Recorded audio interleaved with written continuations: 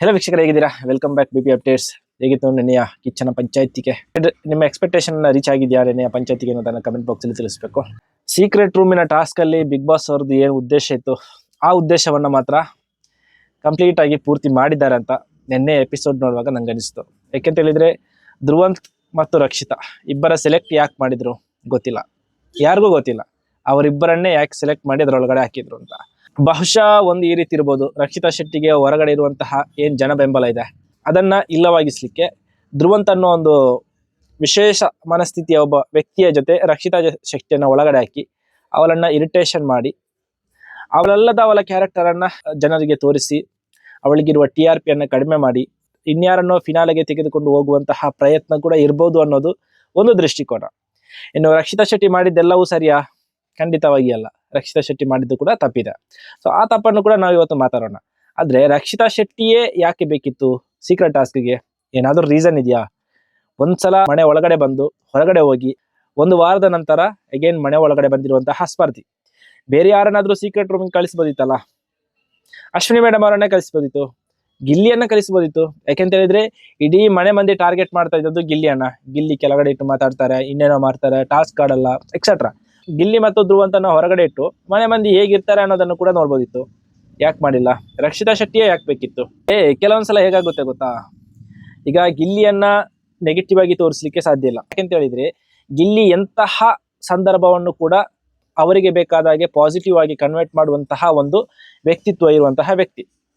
ಇನ್ನು ಎಷ್ಟೇ ಮುಂದೆ ಇರುವವನು ಎಷ್ಟೇ ಅವಮಾನ ಮಾಡ್ಲಿ, ಎಷ್ಟೇ ಟ್ರಿಗರ್ ಮಾಡ್ಲಿ, ಅದನ್ನ ತಮಾಷೆಯಾಗಿ ತಗೊಂಡು ರಿಟರ್ನ್ ಸುತ್ತಿ ಹೊಡೆಯೋದು. ಸೊ ಅದಕ್ಕೋಸ್ಕರ ಗಿಲ್ಲಿಯ ಜೊತೆ ಆ ಇಡೀ ಮನೆಯಲ್ಲಿ ಯಾರು ಕೂಡ ಮಾತಿನಲ್ಲಿ ಕಾಂಪಿಟೇಷನ್ ಮಾಡ್ಲಿಕ್ಕೆ ಹೋಗುದಿಲ್ಲ. ಫಸ್ಟೇ ಮಾತಾಡುವಾಗ ಜಾಗೃತೆಯಾಗಿರ್ತಾರೆ, ಫಸ್ಟೇ ಅವರು ಜಾಮೀನು ತಗೊಂಡಿರ್ತಾರೆ ಗಿಲ್ಲಿಯ ಜೊತೆ, ನನ್ನ ಬಗ್ಗೆ ಮಾತಾಡಬೇಡಪ್ಪ ಅಂತ. ಅಂತಹ ಒಂದು ಪ್ರತಿಭೆ ಗಿಲ್ಲಿ ಅವರ ಹತ್ರ ಇದೆ. ಸೊ ಆ ಪ್ರತಿಭೆಯನ್ನ ಯೂಸ್ ಮಾಡಿಕೊಂಡು ಸೀಕ್ರೆಟ್ ರೂಮ್ ಒಳಗಡೆ ಇಟ್ಟರು ಕೂಡ ಅದು ಯೂಸ್ ಇಲ್ಲ. ಯಾಕೆಂತ ಹೇಳಿದ್ರೆ ಅಲ್ಲಿ ಗಿಲ್ಲಿ ಪರವಾಗಿ ಇರುತ್ತೆ. ಇನ್ನು ಗಿಲ್ಲಿಯನ್ನ ಸೋಲಿಸ್ಲಿಕ್ಕೆ ಸಾಧ್ಯ ಇಲ್ಲ. ಅಲ್ಲಿ ಇನ್ಯಾರನ್ನು ಒಂದಿಬ್ಬರನ್ನ ಫಿನಾಲೆಗೆ ತರಬೇಕು, ಇಲ್ಲ ರನ್ನರ್ ಅಪ್ ಮಾಡಬೇಕು ಅನ್ನೋದು ಬಿಗ್ ಬಾಸ್ ಟೀಮ್ ಅವರ ಉದ್ದೇಶ ಆಗಿದ್ರೆ ಸೆಕೆಂಡ್ ಅಲ್ಲಿ TRP ಹೆಚ್ಚಿರೋದು ರಕ್ಷಿತಾ ಶೆಟ್ಟಿಗೆ. ಸೊ ರಕ್ಷಿತಾ ಶೆಟ್ಟಿಯ ಮೈನಸ್ ಪಾಯಿಂಟ್ ಏನು? ಶಾರ್ಟ್ ಟೆಂಪರ್, ಆತುರವಾಗಿ ಮಾತಾಡೋದು, ಸ್ಪಾಟ್ ಅಲ್ಲಿ ಏನ್ ಅನ್ಸುತ್ತೆ ಅದನ್ನ ಫಿಲ್ಟರ್ ಇಲ್ಲದೆ ಮಾತಾಡೋದು. ಸೊ ಧ್ರುವಂತ್ ಹೆಂಗೆ?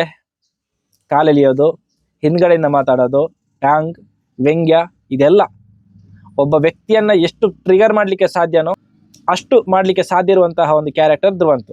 ಸೊ ಅವರಿಬ್ಬರಿಗೂ ಆಗಿಲ್ಲ, ಒಳಗಡೆ ಹಾಕಿದ್ರು. ರಕ್ಷಿತಾ ಶೆಟ್ಟಿ ತಾಳ್ಮೆ ಕಳೆದುಕೊಂಡ್ಲು. ನಿನ್ನೆ ಎಪಿಸೋಡಲ್ಲೂ ಕೂಡ ರಕ್ಷಿತಾ ಶೆಟ್ಟಿಯ ಏನು ಆ ಮುಗ್ಧತೆ ಇತ್ತು, ಇಲ್ಲ ಇನ್ನೋಸೆನ್ಸ್ ಫೇಸ್ ಏನಿತ್ತು, ಅದೆಲ್ಲವೂ ಖರಾಬಾಗಿ ಕಾಣಿಸ್ತು. ಇನ್ನೂ ಒಂದು ಆಪ್ಷನ್ ಇತ್ತು, ಒಂದ ಕಾವ್ಯ ಇಲ್ಲ ಸ್ಪಂದನ, ಇವರನ್ನು ಸೀಕ್ರೆಟ್ ರೂಮಲ್ಲಿ ಇಡೋದು. ಈಗ ಕಾವ್ಯನಿಗೆ ಗಿಲ್ಲಿ ಬಿಟ್ಟರೆ ಬೇರೆ ಏನು ಸ್ಟ್ಯಾಂಡ್ ಇಲ್ಲ, ಗಿಲ್ಲಿಯಿಂದನೇ ಬಂದಿರೋದು ಮುಂತಾದ ಬಿರುದುಗಳೆಲ್ಲ ಇದೆಯಲ್ಲ. ಸೊ ಅದನ್ನ ಟೆಸ್ಟ್ ಮಾಡ್ಲಿಕ್ಕೋಸ್ಕರ ಸೊ ಕಾವ್ಯನನ್ನ ಒಳಗಡೆ ಕಳಿಸ್ಬೋದಿತ್ತು. ಸ್ಪಂದನ ಏನೂ ಟಾಸ್ಕ್ ಆಡಿಲ್ಲ, ಏನು ಕಾಂಟ್ರಿಬ್ಯೂಷನ್ ಇಲ್ಲ, ಆದ್ರೂ 100 ದಿನ ಕಂಪ್ಲೀಟ್ ಮಾಡ್ತಾವ್ರೆ. ಸೊ ಅವರನ್ನು ಒಳಗಡೆ ಕಲಿಸ್ಬಿಟ್ಟು ಅವರ ಬಗ್ಗೆ ಜನ ಏನ್ ಮಾತಾಡ್ತಾ ಇದ್ದಾರೆ, ಅವರ ವ್ಯಕ್ತಿತ್ವ ಏನು, ಧ್ರುವಂತ ಅನ್ನೋರ್ ಜೊತೆ ಅವ್ರು ಹೇಗಿರ್ತಾರೆ ಅದು ಟೆಸ್ಟ್ ಮಾಡ್ಬೋದಿತ್ತು. ಅದ್ಯಾವುದು ಮಾಡದೆ TRP ಅಲ್ಲಿ ಪೈಪೋಟಿ ಇರುವಂತಹ ಒಂದು ಸ್ಪರ್ಧೆಯನ್ನ ತಗೊಂಡೋಗಿ ಒಳಗಡೆ ಇಟ್ಟು, ಅದು ಕೂಡ ಭಾಷೆ ಸರಿಯಾಗಿ ಬಾರದಿರುವಂತಹ ಒಂದು ಸ್ಪರ್ಧೆಯನ್ನು ಒಳಗಡೆ ಇಟ್ಟು ನನ್ನ ವಿಕಾರವಾಗಿ ಇಮಿಟೇಟ್ ಮಾಡುವಂತಹ ಸ್ಪರ್ಧೆಯ ಜೊತೆ ಇರಿಸಿ ಆಕೆಯನ್ನ ನೆಗೆಟಿವ್ ಆಗಿ ತೋರಿಸುವಂತಹ ಎಲ್ಲಾ ಪ್ರಯತ್ನವೂ ಕೂಡ ನಡೆಯಿತು. ಸೊ ಇದಿಷ್ಟು ಒಂದು ಸೈಡ್ ಆದ್ರೆ, ಇನ್ನು ರಕ್ಷಿತಾ ಶೆಟ್ಟಿಯ ಮೈನಸ್ ಪಾಯಿಂಟ್ ಬಗ್ಗೆನೂ ನಾವು ಮಾತಾಡಲೇಬೇಕು. ನಿನ್ನೆ ಎಪಿಸೋಡ್ ನೋಡಿದಾಗ ನನಗೆ ಏನಿತ್ತು, ಒಂದು ಹೋಪ್ ಏನಿತ್ತು, ಆ ಹೋಪ್ ಸಣ್ಣಗೆ ಕೆಳಗಿಳಿಯಿತು. ಕಳೆದ ವಾರ ನಡೆದಂತಹ ಏನು ಟಾಸ್ಕ್ ಇರಲಿ, ಸೀಕ್ರೆಟ್ ರೂಮ್ ಜಗಳ ಇರಲಿ, ಆವಾಗೆಲ್ಲ ರಕ್ಷಿತಾ ಶೆಟ್ಟಿಯ ಪರವಾಗೇ ನಾನು ಮಾತಾಡಿದ್ದೀನಿ. ಯಾಕೆಂತ ಹೇಳಿದ್ರೆ ಅದರ ಒಳಗಡೆ ಆದಂತಹ ಕೆಲವೊಂದು ಇರಿಟೇಷನ್ಗಳಾಗ್ಲಿ, ಕೆಲವೊಂದು ವಿಚಾರಗಳು ನಮ್ಗೆ ನೋಡುವಾಗ ಅರ್ಥ ಆಗುತ್ತೆ. ಆ ಕಾರಣಕ್ಕೋಸ್ಕರ ರಕ್ಷಿತಾ ಶೆಟ್ಟಿಯ ಪರವಾಗಿ ನಾನು ವಿಡಿಯೋ ಮಾಡಿರೋದು. ಆದ್ರೆ ನಮ್ಮ ಸ್ಟ್ರೈಟ್ ಫಾರ್ವರ್ಡ್ ಆಗಲಿ, ಇಲ್ಲ ಫಿಲ್ಟರ್ ಇಲ್ಲದೆ ಮಾತಾಡೋದು ಎಷ್ಟು ಪಾಸಿಟಿವ್, ಕೆಲವೊಂದ್ಸಲ ಅಷ್ಟೇ ನೆಗೆಟಿವ್ ಆಗುತ್ತೆ ಅನ್ನೋದು ನಿನ್ನೆ ಸಂಚಿಕೆ ನೋಡುವಾಗಲೇ ಅರ್ಥ ಆಗ್ಬೇಕು. ಯಾಕೆಂತ ಹೇಳಿದ್ರೆ ರಕ್ಷಿತಾ ಶೆಟ್ಟಿ ಏನ್ ನಿನ್ನೆ ಮಾತಾಡಿದ್ಲು ಅದು ಕಂಪ್ಲೀಟ್ ಆಗಿ ನೋಡುವವರಿಗೆ ನೆಗೆಟಿವ್ ತರನೇ ಕಾಣಿಸ್ತು. ಅವಳ ದೃಷ್ಟಿಕೋನದಲ್ಲಿ ಇಲ್ಲ ಅವರ ಏನು ಪಾಯಿಂಟ್ಸ್ ಅಲ್ಲಿ ಅದು ಸರಿ ಅಂತಾನೆ ಇರ್ಬೋದು ಅವರಿಗೆ, ಆದ್ರೆ ನೋಡುವ ನಮಗೆ ಮಾತ್ರ ಅದು ಸರಿಯಾಗಿ ಕಾಣಿಸಿಲ್ಲ. ಅವರ ಭಾಷಾ ಪ್ರಯೋಗ ಏನಿದೆ ಅದರಿಂದ ಆಗಿರ್ಬೋದು, ಇಲ್ಲ ಕೆಲವೊಂದ್ಸಲ ಟೋನ್ ಇಂದ ಆಗಿರ್ಬೋದು, ಅದು ಮ್ಯಾಟರ್ ಆಗಲ್ಲ. ಬಟ್ ಯಾವ ರೀತಿ ನಮಗೆ ಕಾಣಿಸ್ತದೆ ಅನ್ನೋದು ಮಾತ್ರ ಅಲ್ಲಿ ಮುಖ್ಯ ಆಗ್ತದೆ. ಸೊ ಯಾಕೆ ನಾನು ಈ ಮಾತನ್ನು ಹೇಳ್ತಾ ಇದ್ದೀನಿ ಅಂತ ಹೇಳಿದ್ರೆ, ನಾವು ಇವಾಗ ಸ್ಟ್ರೈಟ್ ಫಾರ್ವರ್ಡ್ ಆಗಿ ಮಾತಾಡ್ತೀವಿಲ್ಲ, ನಮ್ಮ ಹತ್ರ ತುಂಬಾ ಪಾಯಿಂಟ್ ಇದೆ ಅಂತಾನೆ ಇಟ್ಕೊಳ್ಳೋಣ. ಆ ಪಾಯಿಂಟ್ ನಾವು ಪ್ರೆಸೆಂಟ್ ಮಾಡ್ತೀವಲ್ಲ, ಆ ಪ್ರೆಸೆಂಟೇಷನ್ ಮೇಲೇನೆ ಡಿಪೆಂಡ್ ಆಗೋದು ನಾವು ಸರಿಯಾ ನಾವು ತಪ್ಪ, ನಮ್ಮ ಪಾಯಿಂಟ್ ವ್ಯಾಲಿಡ್ ಅಲ್ವಾ ಅಂತ.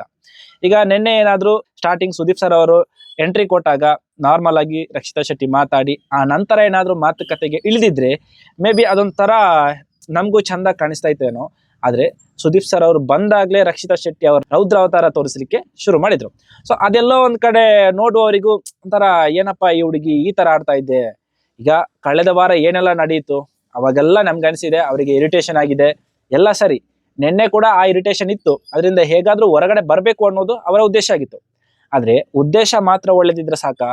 ಇಲ್ಲ, ಆ ಉದ್ದೇಶವನ್ನ ಎದುರಿಗಿದ್ದವರಿಗೆ ತಿಳಿಸುವ ರೂಪ ಇದೆಯಲ್ಲ ಅದು ಕೂಡ ಅಷ್ಟೇ ನೀಟಾಗಿದ್ರೆ ಮಾತ್ರ ಅದು ಪಾಸಿಟಿವ್ ಆಗಿ ಕಡಿಮೆ ಆಗೋದು. ಇಲ್ಲ ಅಂದ್ರೆ ಖಂಡಿತವಾಗಿಯೂ ನೆಗೆಟಿವ್ ಆಗಿ ಕಡಿಮೆ ಆಗುತ್ತೆ.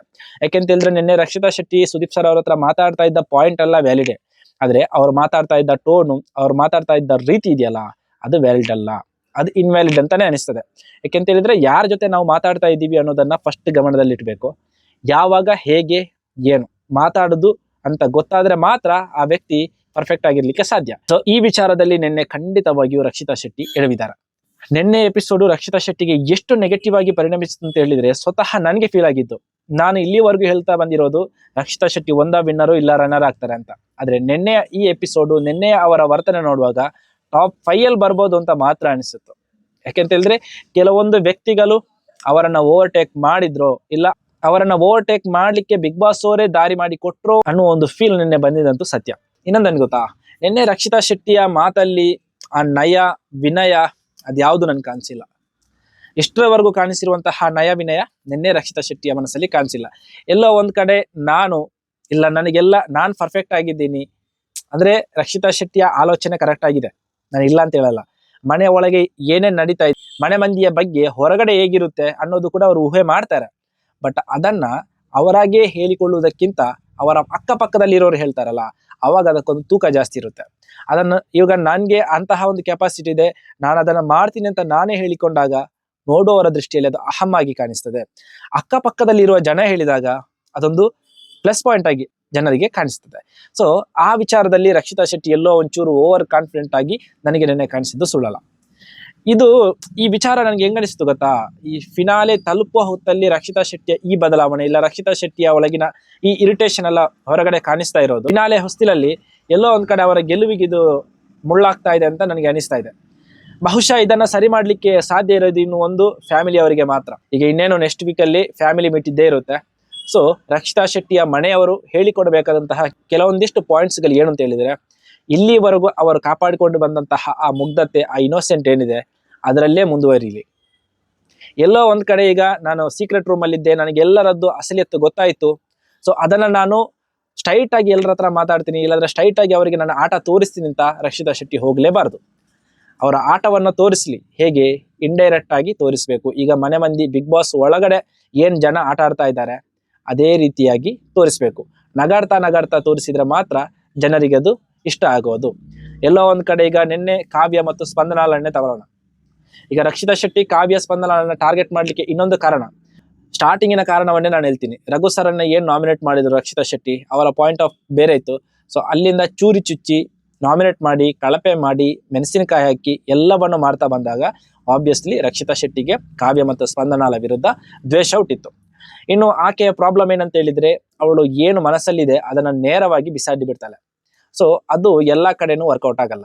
ಬಟ್ ಕಾವ್ಯ ಮತ್ತು ಸ್ಪಂದನ ನಾಟಕ ರಂಗದಿಂದ ಬಂದವರು, ಸೀರಿಯಲ್ ರಂಗದಿಂದ ಬಂದವರು, ಯಾವಾಗ ಹೇಗೆ ಅದನ್ನ ಹಾಕಿ ಜನರ ನಡುವಲ್ಲಿ ಒಳ್ಳೆಯವರ ತರ ಕಾಣಿಸ್ಬಹುದು ಅನ್ನೋದು ಅವ್ರಿಗೆ ಚೆನ್ನಾಗಿ ಗೊತ್ತಿತ್ತು. ಸೊ ಅದೇ ರೀತಿ ಮಾಡ್ತಾರೆ. ಈಗ ನಿನ್ನೆ ಎರಡನ್ನು ತಗೊಳ್ಳೋಣ. ನಿನ್ನೆ ಸುದೀಪ್ ಸರ್ ಅವ್ರು ಕೇಳ್ತಾರೆ, ರಕ್ಷಿತಾ ಶೆಟ್ಟಿ ಹೋಗಿರೋದು ಯಾರಿಗೆಲ್ಲ ಖುಷಿ ಆಯ್ತು ಅಂತ. ಯಾರು ಕೈ ಎತ್ತಿದ್ರು? ಅದೇ ಸ್ಪಂದನ, ಅದೇ ಕಾವ್ಯ. ಹೇಗ್ ಕೈ ಎತ್ತಿದ್ರು? ನಗಾಡ್ತಾ ಕೈ ಎತ್ತಿದ್ರು. ಅಂದ್ರೆ ಸರ್ ಯಾರಾದ್ರೂ ನಮ್ಗೆ ಖುಷಿನೇ ಆಗುತ್ತೆ ಸರ್, ಒಂದ್ ಜನ ಕಮ್ಮಿ ಆದ್ರಲ್ಲ ಅಂತ. ಅದನ್ನೇ ರಕ್ಷಿತಾ ಶೆಟ್ಟಿಗೆ ನಿನ್ಗೆ ಯಾರು ಇಷ್ಟ ಇಲ್ಲ ಅಂತ ಹೇಳಿದ್ರೆ, ಯಾರು ಆಗ್ಬಾರ್ದಿತ್ತು ಅಂತ ಹೇಳಿದ್ರೆ ಕಾವ್ಯ ಅಂತಾರೆ. ಅವ್ರಿಗೆ ಹೇಳಿರೋದು ಇವ್ರು ಹೇಳಿರೋದು ಎರಡೂ ಒಂದೇ, ಗೊತ್ತಾಯ್ತಾ? ಕಾವ್ಯನಿಗೆ ರಕ್ಷಿತಾ ಶೆಟ್ಟಿ ಆಗಲ್ಲ, ರಕ್ಷಿತಾ ಶೆಟ್ಟಿಗೆ ಕಾವ್ಯ ಆಗಲ್ಲ. ಆದ್ರೆ ಹೇಳುವ ರೂಪ ಇದೆಯಲ್ಲ ಅದು ಬೇರೆ ಬೇರೆ. ಇವರು ನಯ ನಾಜೂಕಿನಿಂದ ಹೇಳಿದ್ರೆ ರಕ್ಷಿತಾ ಶೆಟ್ಟಿಗೆ ಈ ನಯ ನಾಜೂಕೆಲ್ಲ ಬರಲ್ಲ. ಈಗ ಧ್ರುವಂತನ್ನ ಕನ್ವಿನ್ಸ್ ಮಾಡ್ಲಿಕ್ಕೆ ಸುದೀಪ್ ಸರ್ ಅವರು ಹೇಳ್ತಾರೆ, ರಕ್ಷಿತಾ ಶೆಟ್ಟಿಗೆ ಬರೋದೇ ಇಲ್ಲ ಆ ರೀತಿ ಕನ್ವಿನ್ಸ್ ಮಾಡ್ಲಿಕ್ಕೆ. ಅವರು ಒಂಚೂರು ಹೇಗೆ ಥ್ರೆಟ್ಟಿಂಗ್ ತರಾನೇ, ನೀವು ಹಂಗ್ ಮಾಡ್ಬೇಕು ಹಿಂಗ್ ಮಾಡ್ಬೇಕು, ಹಂಗ್ ಮಾಡ್ಲಿಲ್ಲ ಅಂದ್ರೆ ನಿಮ್ ನೆಮ್ಮದಿ ಹಾಳು ಮಾಡ್ತೀನಿ, ಈ ರೀತಿಯ ಮಾತಾಡ್ತಾರೆ ಬಿಟ್ರೆ ಅಂದ್ರೆ ಅದು ಅವರ ನೇಚರ್ ಆಗಿ ಹೋಗಿದೆ. ಇವಾಗ ನಮ್ಗೆ ಆಗದವರ ಹತ್ರ ಹೋಗಿ ಬೇಡ್ಕೊಳ್ಳೋದಲ್ಲ, ರಕ್ಷಿತಾ ಶೆಟ್ಟಿಯ ನೇಚರಲ್ಲೇ ಇಲ್ಲ. ಬಟ್ ಅದು ಎಲ್ಲ ಕಡೆ ವರ್ಕೌಟ್ ಆಗಲ್ಲ ಅಂತ ನನ್ನ ಅಭಿಪ್ರಾಯ. ಒಂದು ಶೋ, ಕೋಟ್ಯಾಂತರ ಜನ ನೋಡುವ ಶೋ ಇದೆ. ಸೊ ಆ ಶೋ ಅಲ್ಲಿ ಜನರಿಗೆ ಇಷ್ಟ ಆಗೋದೇನು, ಒಳ್ಳೆತನ, ಮುಗ್ಧತನ ಮುಂತಾದ ವಿಚಾರಗಳೇ ಹೊರತು ನೀನು ಫಿಲ್ಟರ್ ಇಲ್ಲದೆ ಮಾತಾಡ್ತೀಯಾ, ಫಿಲ್ಟರ್ ಇಲ್ಲದೆ ಧ್ರುವಂತ ಕೂಡ ಮಾತಾಡ್ತಾನೆ, ಯಾಕೆ ಇಷ್ಟ ಆಗಲ್ಲ? ವ್ಯಕ್ತಿತ್ವ, ಆಯ್ತಾ? ಸೊ ಫಿಲ್ಟರ್ ಇಲ್ಲದೆ ಮಾತಾಡೋದು ದೊಡ್ಡ ವಿಚಾರ ಅಲ್ಲ. ಫಿಲ್ಟರ್ ಇಲ್ಲದೆ ಯಾವಾಗ ಮಾತಾಡ್ತೀವಿ, ಏನ್ ಮಾತಾಡ್ತೀವಿ ಅನ್ನೋದು ಮಾತ್ರ ಪಾಯಿಂಟ್. ನೀನು ಫಿಲ್ಟರ್ ಇಲ್ಲದೆ ಮಾತಾಡು, ಯಾವಾಗ? ಎದುರಿಗಿದ್ದವನು ಕೂಡ ಅದೇ ರೀತಿ ಮಾತಾಡುವಾಗ ಫಿಲ್ಟರ್ ಇಲ್ಲದೆ ಮಾತಾಡು, ನಡೆಯುತ್ತೆ, ಜನ ಒಪ್ಕೋತಾರೆ. ಆದ್ರೆ ಎದುರಿಗಿದ್ದವನೊಂಚೂರು ತಕ್ಕಿ ಬಗ್ಗಿ ಇರುವಾಗ ನೀನು ನಿನ್ನ ವಾಯ್ಸ್ ಅನ್ನ ರೇಸ್ ಮಾಡಿದ್ರೆ ಅಲ್ಲಿ ವಿಲನ್ ಆಗಿ ಕಾಣಿಸೋದು ನೀನು. ರಕ್ಷಿತಾ ಶೆಟ್ಟಿಯ ವಿಚಾರದಲ್ಲಿ ನಡೆದಿರೋದಿಷ್ಟೇ. ಅದು ಬಿಟ್ರೆ ರಕ್ಷಿತಾ ಶೆಟ್ಟಿ, ಸ್ಪಂದನ, ಕಾವ್ಯ ಅಂತ ನೋಡುವಾಗ 3 ಜನರ ತಪ್ಪು ಒಂದೇ ರೀತಿ ಇದೆ. ಇವರೊಳಗಡೆನೂ ದ್ವೇಷ ಇದೆ, ಜಿದ್ದಿದೆ, ಅಸೂಯೆ ಇದೆ. ರಕ್ಷಿತಾ ಶೆಟ್ಟಿಗೂ ಅವರ ವಿರುದ್ಧ ಕೋಪ ಇದೆ, ಜಿದ್ದಿಲ್ಲ ಅಂತ ಹೇಳಕ್ಕೆ. ಒಳ್ಳೆ ಕ್ಯಾಂಡಿಡೇಟ್ ಆಗ್ಲಿ, ಈ ದ್ವೇಷ, ಮತ್ಸರ, ಜಗಳ ಅಂತ ಬಂದಾಗ ಜನರ ದೃಷ್ಟಿಯಲ್ಲಿ ಅವರು ಕೆಟ್ಟವರಾಗಿ ಕಂಡೇ ಕಾಣ್ತಾರೆ. ಇವಾಗ ರಕ್ಷಿತಾ ಶೆಟ್ಟಿ, ಕಾವ್ಯ, ಸ್ಪಂದನ ನಡುವೆ ನಡೀತಾ ಇರುವ ಈ ಕೋಲ್ಡ್ ವಾರ್ ಇದೆಯಲ್ಲ, ಇದರಲ್ಲಿ ಈ 3 ಜನನೂ ನಮ್ಗೆ ಏನಪ್ಪ ಇವರು ಹೆಂಗಸರು ಈ ರೀತಿ ಮಾತಾಡ್ತಾ ಇದಾರೆ, ಈ ರೀತಿ ಆಡ್ತಾರೆ ಅನ್ನೋದೇ ಫೀಲ್ ಆಗೋದು ಬಿಟ್ರೆ, ಈಗ ಜಗಳ ಆಗುತ್ತಾ? ಜಗಳ ಆಡ್ಬೇಕು ಯಾವ ರೀತಿ? ಫ್ರಂಟ್ ಟು ಫ್ರಂಟ್ ಹೊಡೆದಾಡ್ಕೊಂಡು ಜಗಳ ಆಡಿದ್ರೆ ಆ ಟೈಮಿಗೆ ಆಗುತ್ತೆ ಅಷ್ಟೇ, ಆ ನಂತರ ಸರಿ ಆಗ್ತಾರೆ, ಅದು ಚೆನ್ನಾಗಿರೋ ಹೆಲ್ದಿ. ಅದ್ ಬಿಟ್ಟು ಎಳ್ಕೊಂಡು ಬರ್ತಾರಲ್ಲ, ಅದು ನೋಡ್ಲಿಕ್ಕೆ ನಮಗೂ ಚೆನ್ನಾಗಿರಲ್ಲ. ಯಾಕೆಂತ ಹೇಳಿದ್ರೆ ಸಾಮಾನ್ಯವಾಗಿ ಎಲ್ಲರ ಮನೆಯಲ್ಲೂ ಇದು ನಡೀತಾ ಇರುತ್ತೆ. ಸೊ ಅದನ್ನ ನಾವು ದ್ವೇಷ ಮಾಡ್ತೀವಿ, ಅಂತಹ ಒಂದು ಕ್ಯಾರೆಕ್ಟರ್ಗಳನ್ನ. ಸೊ ಬಿಗ್ ಬಾಸ್ ಮನೆಯಲ್ಲಿ ಅದೇ ರಿಪೀಟ್ ಆದಾಗ ಅಲ್ಲಿ ಸಪೋರ್ಟ್ ಮಾಡ್ಲಿಕ್ಕೆ ಖಂಡಿತವಾಗಿಯೂ ಸಾಧ್ಯ ಆಗಲ್ಲ. ಅದು ರಕ್ಷಿತಾ ಶೆಟ್ಟಿ ಆಗ್ಲಿ, ಕಾವ್ಯ ಆಗ್ಲಿ, ಸ್ಪಂದನ ಆಗ್ಲಿ, ಯಾರಾದ್ರೂ ಸರಿ. ದ್ವೇಷ, ಮತ್ಸರ ಇದೆಲ್ಲ ಇದೆಯಲ್ಲ, ಅದು ಎಳೆದುಕೊಂಡು ಹೋಗುವಂಥದ್ದಲ್ಲ. ಅದು ಅಲ್ಲಿಂದ ಅಲ್ಲಿಗೆ ಶಾರ್ಟ್ ಔಟ್ ಮಾಡ್ಕೊಂಡು ನಮ್ಗೆ ಆಗಲ್ವ ಅವರು ಬಿಟ್ಬಿಡ್ಬೇಕಷ್ಟೇ. ಎಲ್ಲ ಟೈಮಲ್ಲೂ ಟಾರ್ಗೆಟ್ ಮಾಡ್ಕೊಂಡು, ಈವನ್ ರಕ್ಷಿತಾ ಶೆಟ್ಟಿ ಕಾವ್ಯನ ಟಾರ್ಗೆಟ್ ಮಾಡೋದು, ಕಾವ್ಯ ರಕ್ಷಿತಾ ಶೆಟ್ಟಿಯನ್ನು ಟಾರ್ಗೆಟ್ ಮಾಡೋದು, ಸ್ಪಂದನ ರಕ್ಷಿತಾ ಶೆಟ್ಟಿಯನ್ನು ಟಾರ್ಗೆಟ್ ಮಾಡೋದು ಸಾಧ್ಯನೇ ಇಲ್ಲ. ಈಗ ಕಾವ್ಯ ಮತ್ತು ಸ್ಪಂದನ ರಕ್ಷಿತಾ ಶೆಟ್ಟಿಯನ್ನು ಟಾರ್ಗೆಟ್ ಮಾಡಿದ್ದಾರೆ ಅನ್ನೋದು ಇಡೀ ಮನೆಗೆ ಗೊತ್ತು, ಈವನ್ ಗಿಲ್ಲಿಗೂ ಗೊತ್ತು. ಮೊನ್ನೆ ಮಾತಾಡ್ತಾ ಇರುವಾಗ ನಿನ್ನ ವಂಶದ ಕುಡಿಯನ್ನ ಕಳಿಸಿದ್ದು ನೀನು ಅಂತ ಸ್ಪಂದನೆ ಹೇಳುವಾಗ, ನಾನಲ್ಲ, ನೀವಿಬ್ರು ಕಿತ್ತಾಪತಿ ಹೆಂಗಸರು ಅಂತ ಹೇಳಿದ್ದಾರೆ. ನನ್ಗನ್ಸೋ ಪ್ರಕಾರ ಕಳೆದ ವಾರ ರಕ್ಷಿತಾ ಶೆಟ್ಟಿಗೆ ಗ್ರಾಫ್ ನೋಡುವಾಗ ಖಂಡಿತವಾಗಿಯೂ ಮೈನಸ್ ಆಗಿದೆ. ಸೊ ಅದನ್ನ ಸರಿ ಮಾಡ್ಲಿಕ್ಕೆ ಸಾಧ್ಯ ಇರೋದು ಮನೆ ಮಂದಿಗೆ ಮಾತ್ರ. ಫ್ಯಾಮಿಲಿ ಎಂಟ್ರಿ ಆಗುವಾಗ ಮನೆ ಮಂದಿ ಅವ್ರು ಯಾರು ಹೋಗ್ತಾರೆ ರಕ್ಷಿತಾ ಶೆಟ್ಟಿಯ ಕಡೆಯಿಂದ, ಅವ್ರಿಗೊಂದು ಕಿವಿ ಮಾತಿದೆ, ರಕ್ಷಿತಾ ಶೆಟ್ಟಿ ಹತ್ರ ಹೋಗಿ ಯಾವ ರೀತಿ ಇರಬೇಕು. ಈ ಒಂದು 2-3 ವಾರ ಇರೋದು, ಸೊ ಕಳೆದ ಒಂದಿಷ್ಟು ವಾರಗಳು ಏನಿತ್ತು ಅದೇ ತರ ಮುಂದುವರಿಲಿಕ್ಕೆ ಸಜೆಷನ್ ಕೊಡಬೇಕು. ಆ ರೀತಿ ಆದಾಗ ಮಾತ್ರ ಅವಳ ಮುಗ್ಧತೆಯನ್ನು ಒಪ್ಪಿಕೊಂಡಿರುವಂತಹ ಕೋಟ್ಯಾಂತ ಹೃದಯಗಳಿದೆ, ಆ ಹೃದಯ ಮತ್ತೆ ಅವಳ ಕಡೆಗೆ ಆಕರ್ಷಣೆ ಆಗುತ್ತೆ.